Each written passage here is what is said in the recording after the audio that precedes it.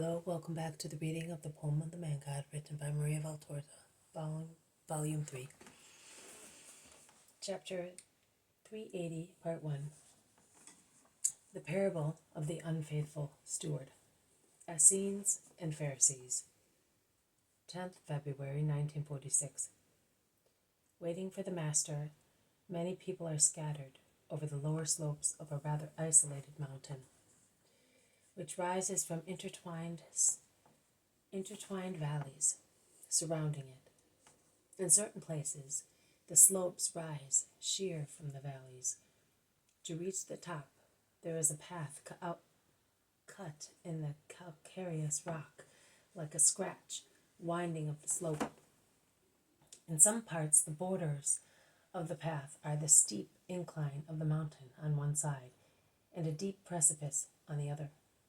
And the dark, yellowish-red rugged path looks like a ribbon thrown among the low, dusty green, thorny bushes, full of aculae.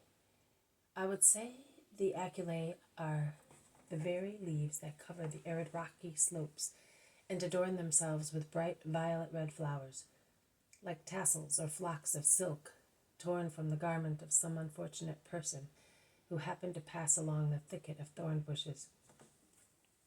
And this blue-green, tormenting vegetation, full of sharp thorns, is as sad as if it were spread with impalpable ashes, and extends in stripes also at the foot of the mountain, and in the plain between the mountain and other mountains, both northwest and southeast, alternating with places where there are real bushes and real grass, which are neither tormenting nor useless. The crowds have camped on the green grass, patiently waiting the arrival of the Master. It must be the day after the speech to the apostles, because it is a cool morning, and the dew has not yet evaporated from all the stems. It particularly decorates those thorns and leaves which are in the more shady spots, transforming the quaint flowers of the thorny bushes into tassels studded with diamonds. This is certainly the beauty hour for the sad mountain, because during the other hours in the scorching sun or in moonlight nights, it must look like a horrible place of hellish expiation. A large, wealthy town can be seen to the east, in the very fertile plain. Nothing else is visible from this hillside, which is still low, where the pilgrims are. But from the top, the eye must enjoy a wonderful sight of the nearby districts. Taking into account the height of the mountain, I think that one's eyes would rove over the Dead Sea and the area to the east of it, as far as the mountain chains of Samaria and those that hide Jerusalem. But I have not been to the top, so.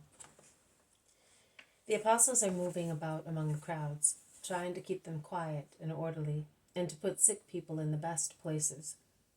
They are assisted by some disciples, perhaps those who are active in that locality, and had led to the borders of Judea the pilgrims anxious to hear the Master.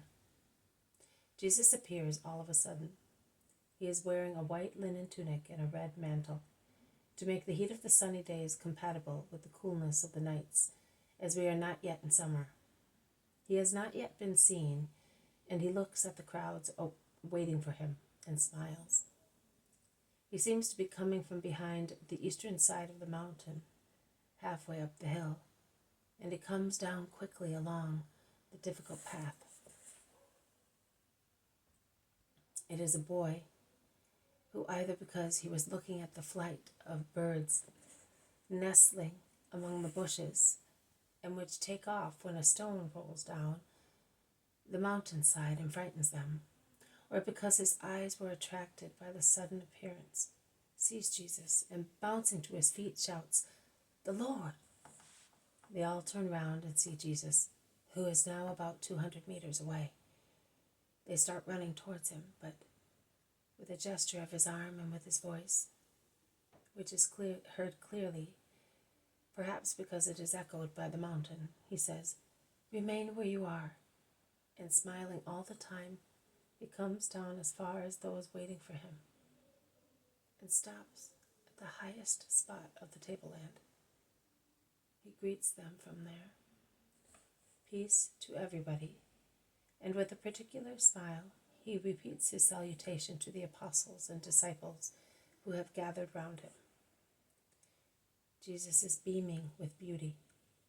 With the sun in front of him and the greenish hillside behind his back, he looks like the vision of a dream.